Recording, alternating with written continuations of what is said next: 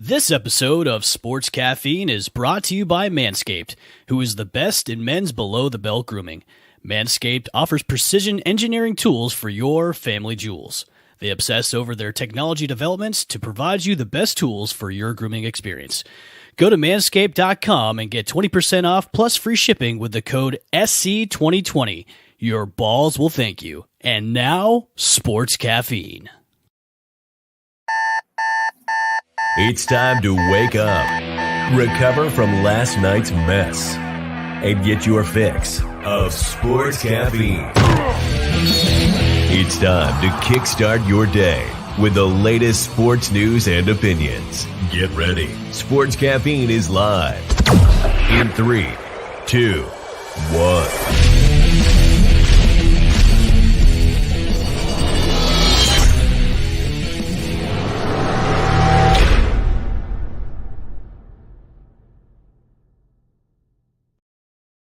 And welcome, everybody, to another edition of Sports Caffeine. Welcome. Happy Sunday to you. It is Sports Caffeine on your Sunday morning dial. Make sure to follow us on Twitter, Facebook, Instagram, and YouTube at Sports Caffeine.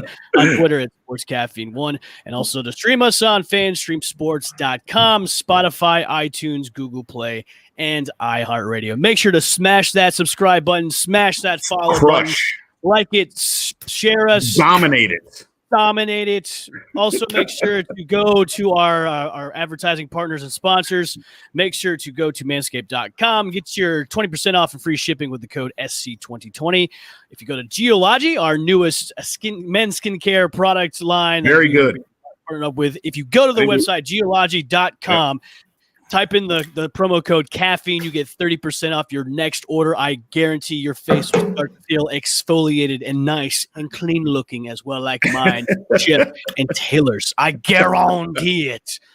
So anyways, welcome, guys. I hope everybody has having a great Sunday morning. It is Sports Caffeine for NFL Week 9. We've got some great games to be going into. Yes. Couple of news and notes before we go anywhere. Baker Mayfield has been put on the COVID list because he came in contact with somebody that had COVID. No positive tests as yet, but of course the Browns are on a bye this week. Doesn't really matter. Pete Carroll got paid. He got a multi-year deal from the Seattle Seahawks, which is deservingly so. Pete Carroll is not only had success in the college arena he was at USC, but he's now had great success in the NFL arena as well. Rightfully so. What do you guys think? Dude. I know. That never happened. Pete Carroll has been one of those diamonds in the rough when it comes to having a college coach. Although he was in the pros before he went back to college, and then he's, and vice versa. He did the jump back and forth thing. He is the oldest coach in the league, but he does not act like it. That post game speech he had last week or the week before was epic. And taking off his shirt when DK Metcalf came into the hotel room. That was a little strange, but I digress. So, guys, how's it going? NFL Week 9, what do we got going on this week? Our first matchup, we've got the Denver Broncos going against your Atlanta Falcons, Chip. What do we got? What can we expect for this game today with your Falcons? I mean, as we've been talking about, I'm still a Falcons fan, but this year has just been a total disaster of what we've seen. Coaching changes, general management, everybody or general manager is out. So we're just trying to get to the finish line. I think Julio Jones has a big day today, but I'm sticking to my guns, and sometimes I'll change this when I leave the show. I'm going to take Denver. The one time I have changed it, took the Falcons. Obviously, I lost, and they lost. So I'm going to take Denver. I still think, and Taylor's going to go nuts, I think Jeudy is a great receiver, and today you see him. Today is his breakout day against the Falcons. Drew Lock has been so-so all year, but the best thing for a ailing quarterback is the Falcons defense, one of the worst in pass defense and total defense. So I'll stick with Denver.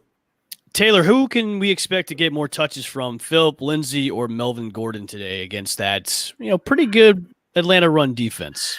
They're getting better. Yeah, well, I think they're going to go with Lindsay a little bit more. I think they'll actually probably split, to be honest with you. They got a good little 1-2 punch going there. You'll see Gordon down on the goal line. You'll see Lindsay out of the backfield on some swing passes. But the Falcons somehow or another are playing their way out of a top 5 pick. They're playing better and better every single week. You said today was going to be Jerry Jeudy's day. That was actually last week when he had 159 yards. I know. I still think, hey, that was last week that I thought he was a good receiver, and I still think he will be. But I think he has a good day. And I jinxed him by saying he's a horrible receiver, and he ended up having a great day. So that's pretty much just whatever I say, it's the jinx of the opposite way. But Ridley's questionable today. So actually, update, Taylor. He has just now been ruled inactive. So no Calvin Ridley today. Wow. Yeah. And Ridley's been one of the top 3 receivers this year in the whole league. Him, DK, and until last week, CD Lamb were the top 3 receivers in the league. So it's going to be tough without him. Russell Gage it really isn't Calvin Ridley. So, it's hard really to say. I am actually going to go with the Falcons. I think their trajectory is on the upswing since, like we said, they could have easily been 4-3 after those first 7 games. Yeah. So I'm going with Atlanta at home today. I'm going with Atlanta as well, Taylor. Like you said, they're playing themselves out of a top pick. They seem to do this. Last year, we saw them start off 1-6. I know it drives you nuts. They start off 0-6 and then ended the year at 7-9. So I think definitely playing under Raheem Morris. I think the team is really kind of throwing it out in the and saying, you know what, if we're gonna have a losing season, let's have fun with it. The Falcons are 53.3% in the red zone this season. This would be the 3rd time in the last 4 seasons that Atlanta has scored a touchdown and on fewer than 55% of the red zone drives. Just a little bit about that. The one little betting nugget on this game is that Atlanta's a 4-point favorite. I would actually take the Broncos +4 in this game. Atlanta is 0-4 against the spread as a home favorite this year. So I like the Broncos winning by Stan Campbell has given the prediction Atlanta 34, Denver 14 in this game. All right, let's move on. And I'm still an Atlanta fan, by the way. So all my ATL, everybody back home, I'm still a Falcons fan. I just, you hit the point, and maybe Taylor feels this way, where you're so perturbed and fed up with your team that you're just angrily picking against them. That's kind of where I am right now in this NFL season. I did that one time this season against the Bucks, and they won. But the thing is, like last year when Jameis Winston was the quarterback, like I would always pick against the Bucks, and they would always seem to lose. So whatever. Yeah. All right, so let's move on to our next game. The Buffalo Bills have not been the Buffalo Bills we were used to in the first couple of weeks of the season. They are going to be joined by the Seattle Seahawks today in Buffalo. Who do we got for this matchup? Josh Allen I know he's been frustrating you, Chip. Josh Allen has been very frustrating. The Bills defense has really seen the cracks lately in the past couple of weeks. Are we going to see a lot of running today from Seattle, or are we going to see a lot in the air against the Buffalo Bills with the Seattle Seahawks? Pete Carroll just got paid, so congratulations to him. He'll be happy. He'll be ready to dance, give him millions of reasons to sign his extension. But, I think, and we were talking about it before the show started, this is really it for Buffalo. I mean, it is put up or shut up time. Seattle's coming in, and they're getting their top defensive leader back in Jamal Adams. They're getting a little bit healthier, and I think that for Buffalo, you really have to come into this game. Seattle has been suspect against the pass. I think Jamal Adams changes that today. In my heart, I want Buffalo to be the team that we saw in the beginning of the year. I want them to win. I want Josh Allen to be the quarterback that we saw in that first half of the season, but I think Jamal Adams really just comes in and wreaks havoc in this game, just like he was doing before an injury. And I think he's going to confuse Josh Allen enough to where he's going to have some costly turnovers. So this is it, though. Josh Allen can really prove himself and elevate himself as one of the top quarterbacks if he can beat Seattle today at home. I'm just taking Seattle, though. I think Jamal Adams is too much. Taylor, the Seattle defense is probably one of the worst in the league, but the deep offense has really, helped them out by scoring a ton of points and courtesy of Russell Wilson. Are the Bills going to be, really showing that suspect of a secondary for the Bills today with them airing it out to, Stephon Diggs and also John Brown and Cole Beasley, or are they going to be shut down today by the Seattle's secondary? Well, it's one thing that we always say about the Seattle defense is that they are an opportune defense. They come in with the sack at the right time, the turnover at the right time, really at the perfect time of every single game. It seems like it happened last week again. I think I'm going with Seattle as well. They travel across country. We were talking about the Rams traveling cross country a bunch. They are doing the exact same way. They have like more travel miles already this year than a bunch of teams already combined. Frequent flyers are piling up. Yeah. So the Bills, like we mentioned, at the first few weeks of the season, were covering spreads. They were hitting the overs. They have failed to cover the spread the last 4 games that they've been in. Russell Wilson's been off the chain, even with DJ Dallas being in there. All about the U. Did you just say off the chain? Off the chain, yeah. The turnover chain, off the turnover chain. That chain. I'm sorry, that chain. So I'm going with Seattle as well. I think the Bills are going to have a little bit of an emotional letdown after finally beating the Patriots last week. I think by beating the Patriots last week, they actually, took control of the division. They're kind of home and cooled out, I think, at this point. They may have another tough game against the Patriots, a couple tough games against the Dolphins, but I think they're home and cooled out. Whereas with Seattle, every team is kind of still in it in that division. So even though we think the Rams are a little soft and we think the Cardinals are a little soft and we think, the 49ers have a ton of injuries. So we think it's still going to be Seattle's division, but I think they're still playing hard, and I think the Bills are going to have an emotional letdown, so I'm going with Seattle in this one as well. All right. I'm actually going with Seattle as well. You cannot not trust Russell Wilson, especially with his legs and his arms. So I've got Seattle in this one. The Bears are traveling to Tennessee to face the Tennessee Titans. They've only allowed 100-yard rusher this year, and that was against the Bucs with Ronald Jones. Will the Tennessee Titans and Derrick Henry run over 100 yards today against the Bears defense? I mean, if you're going to me, I think no. Pittsburgh shut down Henry, and they're going to use a blueprint to figure out how you can do it. You've got Khalil Mack, you've got Roquan Smith, you've got guys there that can definitely, step up and shut him down. So Tannehill, they're going to have to figure out a way to do this. And we were talking about this game before. This is one of the intriguing games for me. I mean, the money right now is going towards Tennessee, but I think if Chicago can stop the run, the Bears have hung with a lot of great teams in the NFL. They hung with the Saints. They can play. It's just that when it gets to that moment, Nick Foles, he's not the Super Bowl Nick Foles that we know right now. He's just not that guy. So, I want to hear Taylor's take on this, and I want to hear your take before I pick because I'm on the fence. I could take, honestly, I feel good. One of those feelings like Chicago. See, bam, and I'm with him, dude.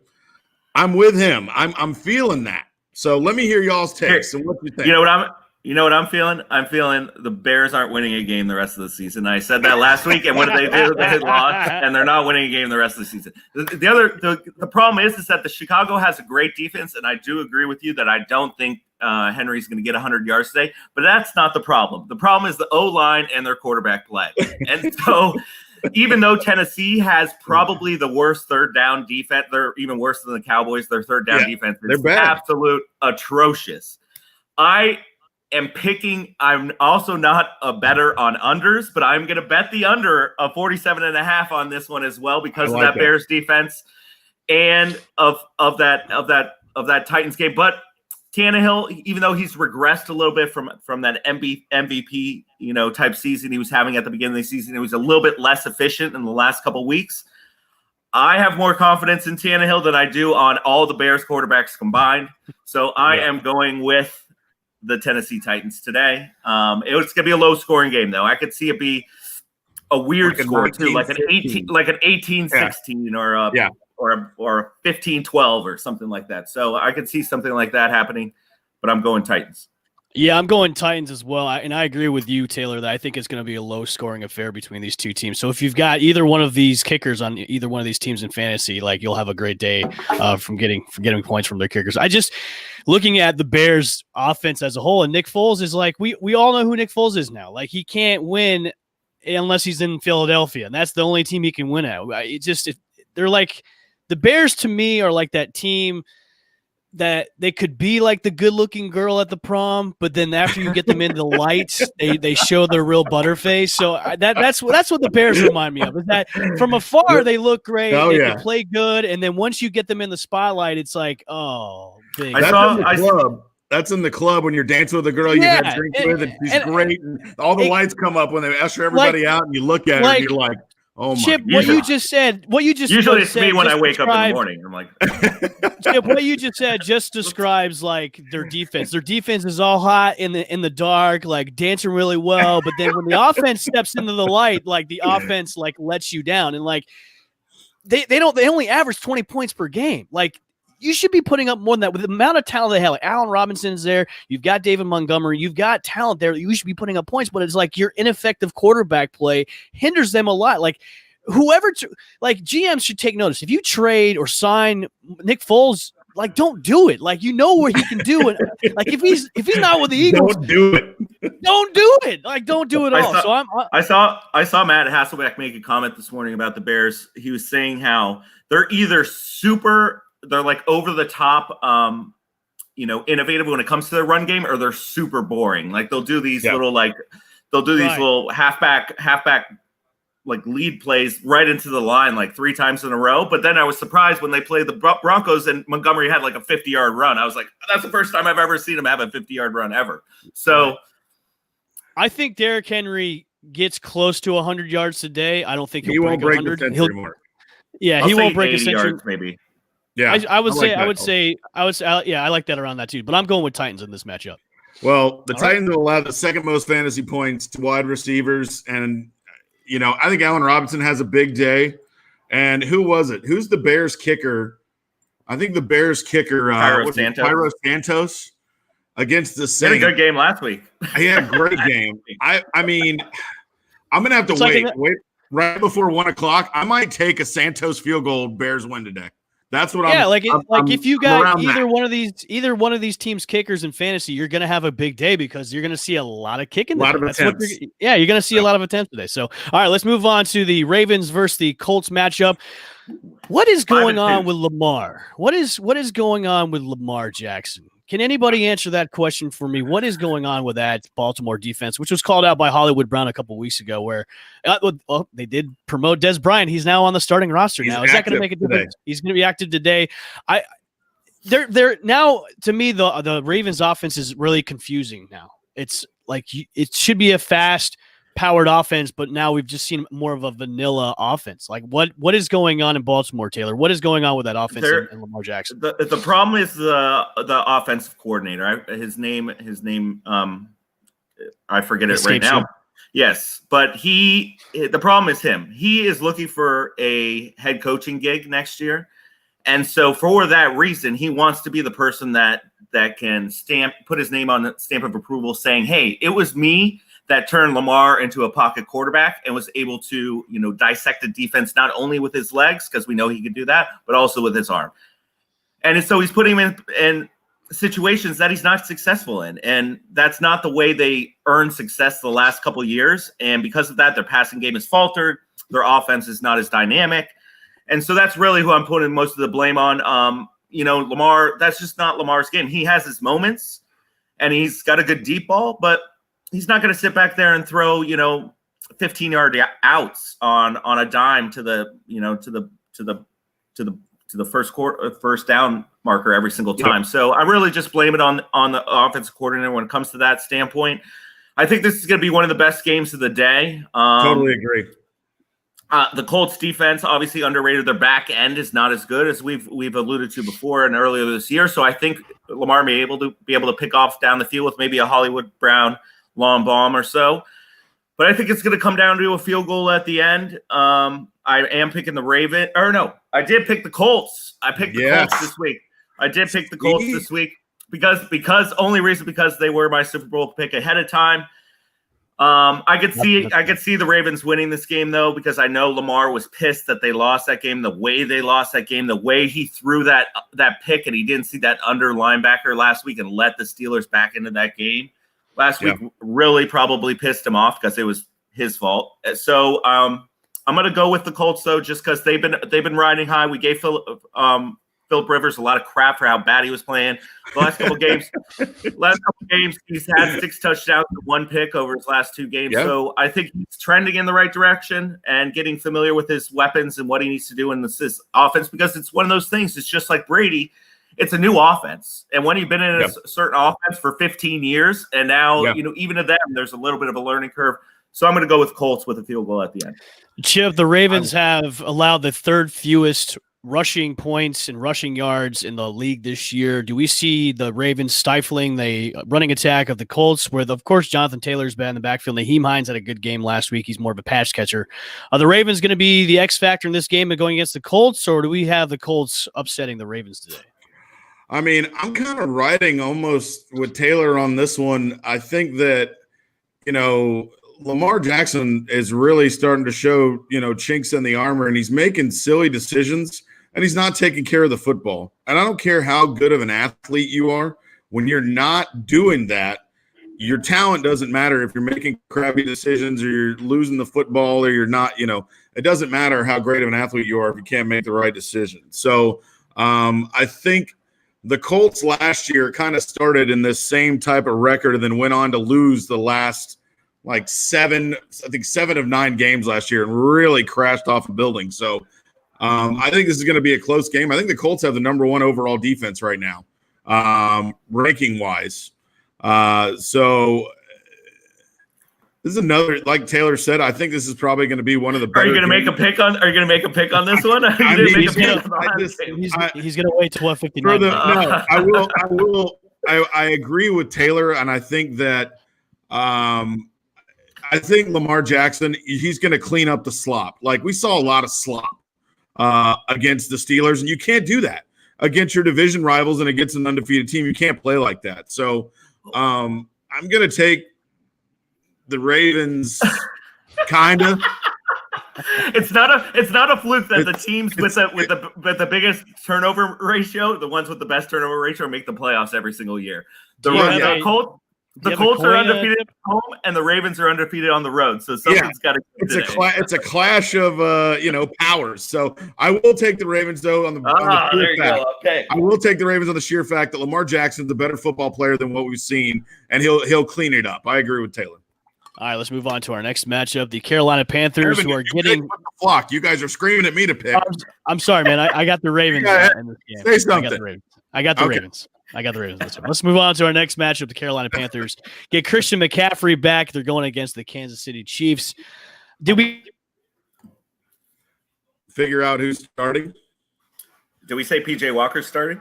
I think PJ Walker is starting for Carolina, though. Hold on. And if that's the case, obviously, I think our picks kind of change. But we know PJ Walker from Arena, correct? That's correct. XFL. Okay. So he's XFL, great in college, too, PJ Walker. Yeah. But, they said that they're going to give CMC and Mike Davis, they're going to split carries today for the most part because Mike Davis has had such a great year. Yeah. He has the 7th most scrimmage yards in the whole league. So he's doing great, and obviously they want to kind of work CMC back in, which is kind of bad for my fantasy team since I had CMC on my bench all year. Now he's coming in. But obviously it's the Chiefs, and I'm never picking against the Chiefs ever. So going Chiefs. Mahomes needs 3 touchdowns to be the youngest quarterback to ever hit 100 touchdowns, and he's going to get those 3 today. And he might get him in the first half. So he's amazing. Hopefully they're all to Travis Kelce for fantasy reasons, and I'm going with the Chiefs. Chip? Yeah, I mean, I think that obviously changing – if you have a Bridgewater in this game, you're getting CMC back. The safest thing to do is obviously work a player like that back into football shape. Obviously Carolina wants to take him with white glove treatment. Don't rough him up too soon. Don't put him out there. We could re-injure himself. So just Carolina getting back their best offensive weapon, and obviously having to start another quarterback is going to be enough for me to not take them. So, take the Chiefs. Big, they roll. Yeah, I'm going with Chiefs too. All right, our next matchup is probably going to be a sloppy game between these two teams. The Detroit Lions are going into Minnesota to face the Vikings, where Dalvin Cook is coming off of one of his best weeks all year. I know, Chip, you were ecstatic about that was all you talked about last week. You willed it into fruition. That fantasy performance last week from Dalvin Cook. Will we see the same thing this week against the putrid Detroit Lions? I think the Lions are and they're a team kind of that we've talked about. You just don't trust them, and their Galladay is going to be out today. Yeah, you don't.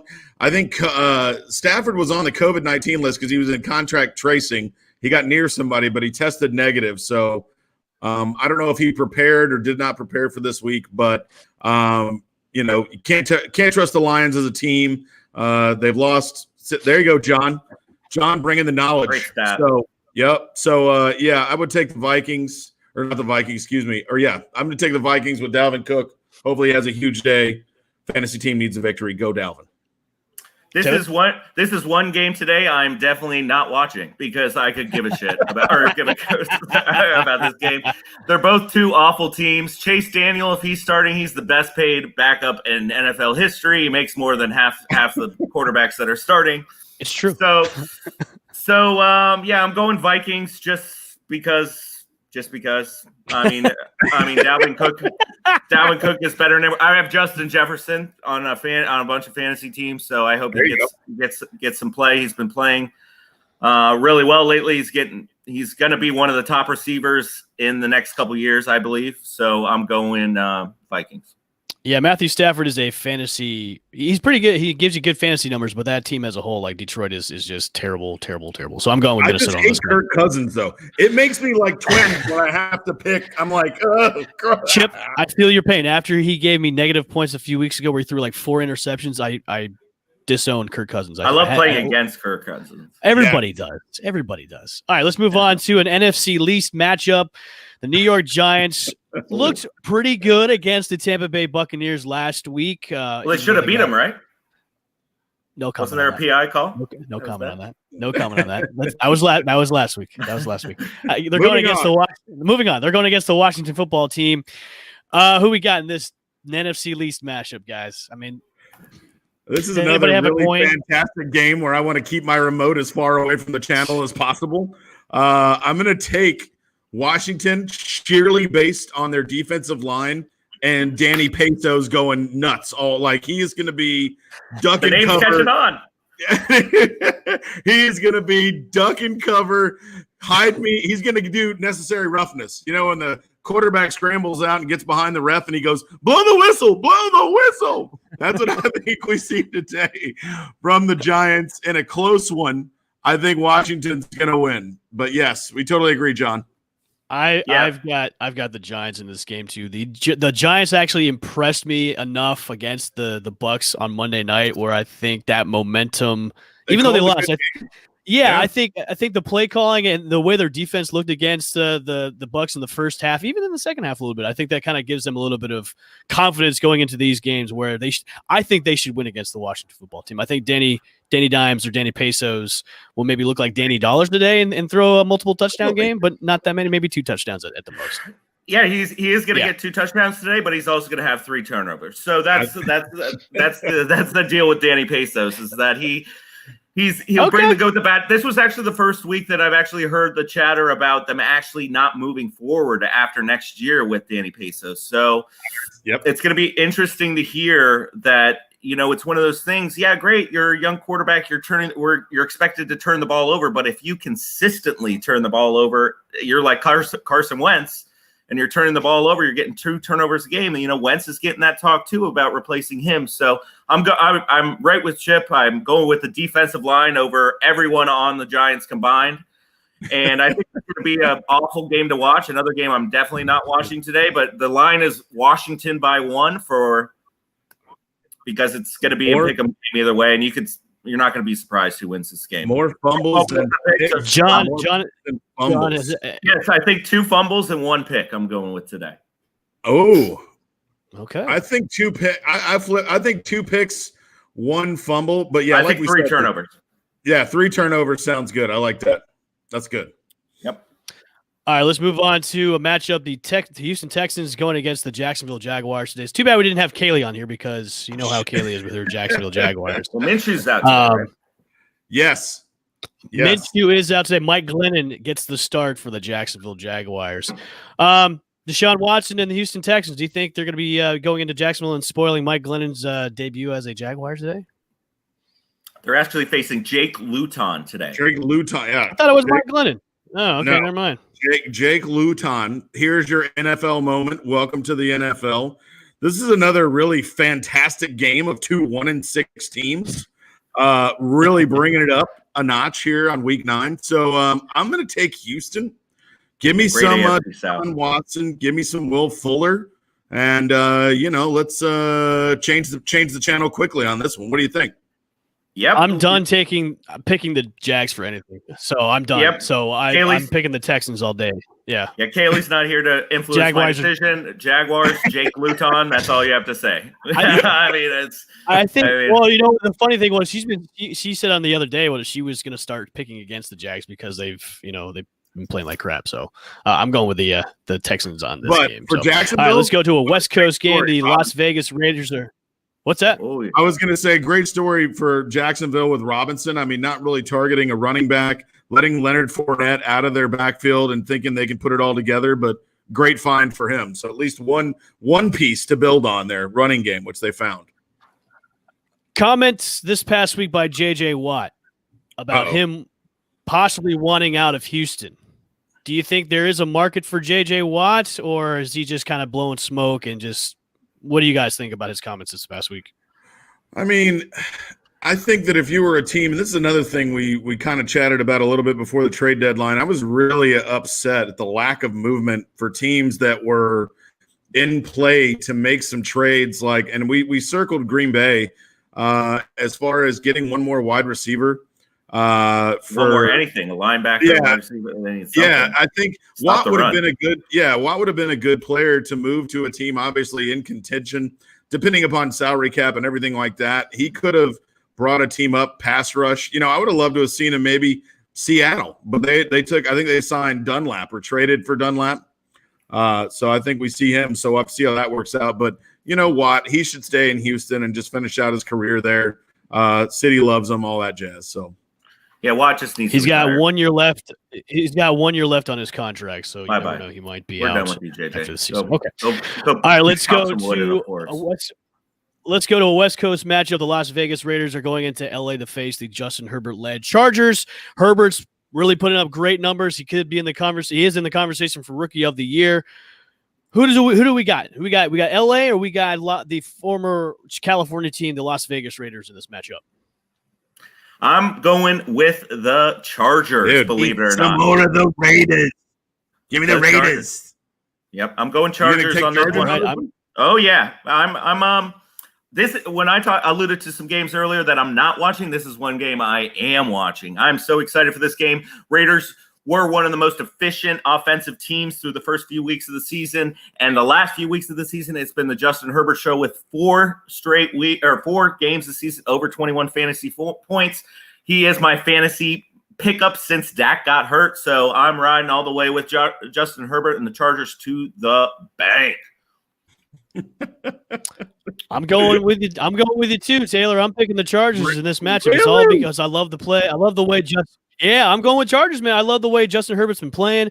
I really still think the Raiders are still suspect and all across the board on their team. I'm going.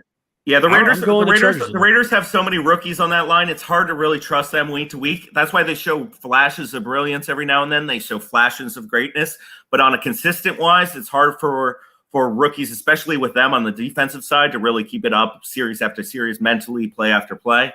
So Herbert's gonna bomb them. He's gonna bomb them. He's gonna throw. I could see him throwing 5 touchdowns, 350 yards today. Okay, John, I'm getting beat up on. Look at me today. I'm lone wolfing the Raiders, guys. This is a team that's played the Chiefs, beat them, and they can find consistency. Josh Jacobs has been a little bit off the page. They're going to get him going today. Hunter Renfro's great in the slot, and they still have Waller and still have a lot of good pieces. I'm going Raiders. Give me Angry Gruden. Give me Chucky. Just like I said, just because the Chiefs don't go 16-0 doesn't mean they're not the best team in the league. They can still go 14-2 and still win the Super Bowl. Now, Taylor, let's understand the Raiders got talent to do it. They can win. Let's go into our next matchup. Now, Taylor, I know you're starting to look towards next season. You are wearing your hockey shirt on today. KHL. Your boys, that's who I'm looking at. Your boys are facing the undefeated Pittsburgh Steelers today. Garrett Gilbert gets the start for Dallas, another XFL guy. Yep. Do the Steelers continue on their undefeated streak, or are the Cowboys just going to be the Cowboys today and lose again? Well, I'm going for karma reasons in our picks. I'm picking the Cowboys, but obviously I'm already looking forward to my Leafs next year. My Jays when is spring training. But I am, for karma reasons, picking the Cowboys. My only hope is that Big Ben resorts back to 2019 Big Ben before he got hurt. A lot of turnovers. First half of last week, Big Ben against the Ravens. But obviously, it's going to be a long day with the blitz of that Steelers defense Chip, and our offensive line. Is that you on the comments for the Sports Caffeine? Is that you? No.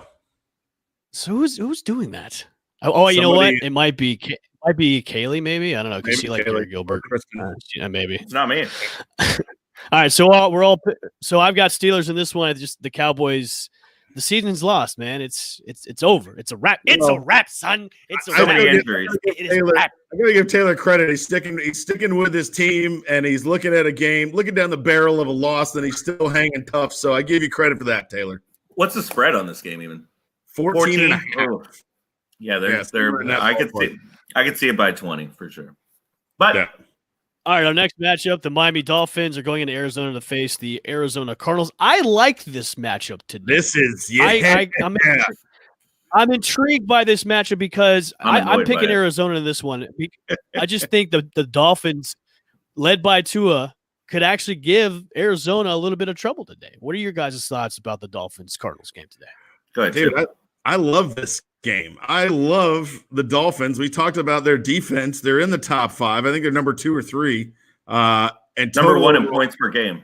Number 1 in points per game. So, I mean, I kind of like this. If it's anybody else besides Tua, and Taylor, we alluded to this right before we got on the show, I'd feel better about taking the Dolphins, but this is Tua's second game. So, you can't – I think you're going to go with experience here. You're going to take the Cardinals, but if you give me Tua and you give me 5 or 6 games that he's started, I kind of like the Fins in this one, dude. If you give me Tua with more starts and more experience, I like the Dolphins in this one if he had played more. But I'm going to stick with Arizona. So last week, all last week's game with Tua showed was that it proved me right that he's going to be out of the league in 3 years. Like you said, if it was Fitzpatrick playing, I'd feel better about it. I'm not a Kyler Murray fan either, and I think Arizona's garbage as well. But Kyler Murray's a little bit better than Tua, and because of that reason, I'm going with Arizona begrudgingly. I really want to pick Miami, but put Fitzpatrick in there. I'm picking Miami all day, every day, twice on Christmas Sunday. But I hate Tua and I hate Kyler, but I hate Tua more. So I'm going with Kyler. Tell us how you really feel about Kyler. Yeah, I love the hate. And well, it's not really hate. I just think he's garbage and hot garbage. It's not hate. It's he dislikes them. No, I'm just factually, when I watch him play, he's not good at football. Like, go strum a banjo back in Hawaii and leave us alone. Taylor, all right. He was playing one game and you're kicking him out of the league. I kicked him out of the league before he even played that game. He was garbage at Alabama. So let's keep it moving. I love it. I still think them yanking Fitzpatrick for Tua was kind of a mistake. The way Fitzpatrick been playing, he'd been playing pretty well, and just to switch him out like that, I still don't agree with it, honestly. What do you have, like 15 completions for 90 yards last week? I mean, it's like the worst quarterback performance in NFL history. Everybody's got to pump the brakes. The Dolphins need it now. I'll tell you this: if I'm the Dolphins, they got picks, I think, from the Texans, and if they end up. Whoever that is, it must be James. Must be James. Yeah, it must be James. Miami could technically have the first pick if the Texans fall. Now, if Tua in the next, what do we got, 8 games left, is bombing and Miami ends up with the number 1 pick, I can see Miami moving on and taking Trevor Lawrence. They brought that up. They brought that up to Brian Flores as a reason why maybe that's why they put Tua in. And he's like, no way, he's the man for the rest of our lives. And it's like, Brian Flores, you're a good coach. You're the reason why the Dolphins are good. You can tell that You're a bad liar. Great coach. Tua's going to be playing for the Vipers next year. Let's be serious. So let's go. All right, our primetime matchup tonight is a rematch of Week 1. The New Orleans Saints are coming to Tampa Bay to face the Tampa Bay Buccaneers. Oh, wow. Is this Forgot about this game. Yes, it's the 8:00 game tonight. Do the Buccaneers get it done and get their revenge for Week 1, or do the Saints come in and spoil the hometown Tampa Bay Buccaneers? I'm going to go with you guys first, and then if you guys want to ask me some questions, I'm more than welcome. I got lots of questions for you, Taylor. Taylor, who do we got in the Saints Buccaneers matchup tonight? I think it's pretty clear from last week and the game against the Chargers and lots of other games that the Bucs have played this year that they're going to go on a nice little 8-game losing streak to end the season this year. No, I guess there's 9 games left. The 9-game losing streak. I think Kamara's going to come in, and I think Kamara's going to come in, and I think he's going to truck Ndamukong, and he's going to put him back to Nebraska, and he's going to truck stick. Truck stick. Yep, right at the goal line. He's going to do that. Michael Thomas is going to light up whoever's even on the back end of that putrid Buccaneers defense.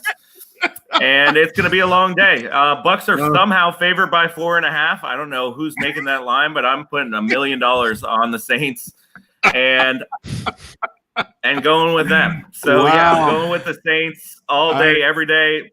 I still don't think the Bucs are going to make the playoffs. I don't know how people are picking them as the best team in the league. They should have lost last week. They should have lost the week before. They should have lost the week before. So I mean, they're pulling out. They're winning.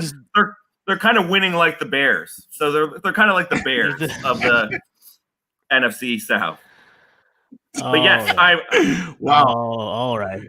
Taylor is very excited. John said he's taking the Saints. I mean, I got to tell you, I think that, we're playing at Tampa. The weather outside today. By tonight, it's so far okay. Awful. So far okay. I looked at the radar. Yeah, we're going to have to check that, honestly. I think that, it could get worse, obviously, with the incoming storm. So if you go to a team that's going to have to run the football, I mean, the Bucs can do it. And obviously the Saints have Kamara, and they can do it too.